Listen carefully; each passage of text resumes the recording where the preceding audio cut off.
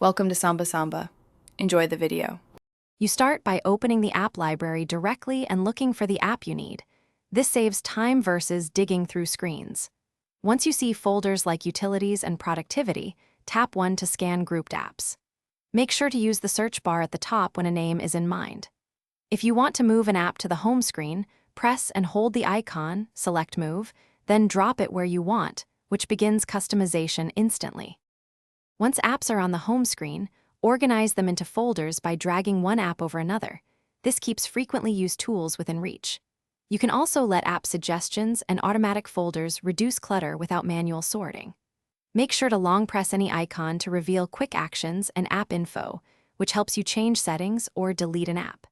If you prefer minimalism, move only key apps out of the library and leave the rest neatly archived. Finish by testing shortcuts and tapping each relocated app to confirm they open correctly. This avoids surprises later. If an app resists moving, restart your device and make sure restrictions or profiles aren't blocking changes. Once done, use the app library search and built-in filters to find hidden or offloaded apps you can re-download or re-add. If problems persist, reset home screen layout in Settings as a controlled fallback. Thanks for watching. Consider subscribing if we helped you.